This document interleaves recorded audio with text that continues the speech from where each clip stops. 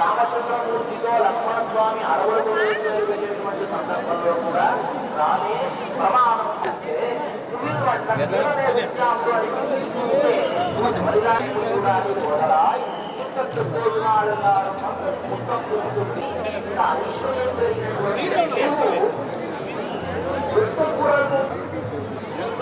దశవాళ్ళు ఒక దాన్ని కూడా చెప్తారు గుర్తింపబడుతూ ఉన్నారు. అంతరార్థంగా 10 కణంకల్ 16 76 దినమధ్య చదువు జరుగుతాయి అంటే ఆచార్యుడు యొక్క వైభవాన్ని తెలియజేస్తూ ఏమిటి ఆచార్యుడు ఎలాంటి వాళ్ళు అంటే అనేకమైనటువంటి శాస్త్రాలు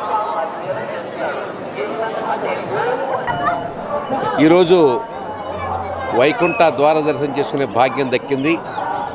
చాలా అద్భుతంగా ఏర్పాట్లు జరిగినాయి. ఈ పూల అలంకరణలే చూస్తుంటే వైకుంఠమే ఇల వైకుంఠం లాగానే కనిపిస్తోంది. చక్కగా చేస్తున్నారు. కరుణాకర్ రెడ్డి గారు కానీ ధర్మారెడ్డి గారు కానీ చాలా అద్భుతంగా కార్యక్రమాలు చేయడంలోనే కాకుండా భక్తులకు ఏ రకమైనటువంటి ఇబ్బంది లేకుండా చేసిన ఏర్పాట్లు చూస్తే చాలా ఆనందం కలిగింది. ఎంతమంది వచ్చినా కూడా వాళ్ళకి ప్రసాదాలు, మళ్ళీ వెయిటింగ్లో పాలు ఇంత బాగా చేయటం అనేది చాలా గొప్ప విషయం. మేనేజ్మెంట్ చేయడంలో వాళ్ళని నిజంగా నేను అభినందిస్తున్నాను.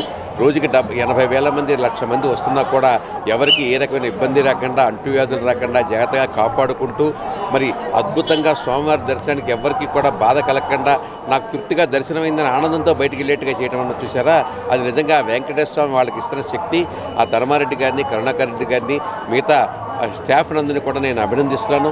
ఇలాగే మన యొక్క హిందూ ధర్మాన్ని పరిరక్షించవలసిందిగా మరొక్కసారి నేను కోరుకుంటూ కలియుగ శ్రీ వెంకటేశ్వరుడు ఈ ఆంధ్ర రాష్ట్రానికి అన్ని రకాలుగాను మంచి చేయాలని చెప్పి అన్ని రకాలుగాను కూడా ముందుకు తీసుకెళ్లాలని చెప్పేసి మనస్ఫూర్తిగా నేను కోరుకుంటూ గోవిందా.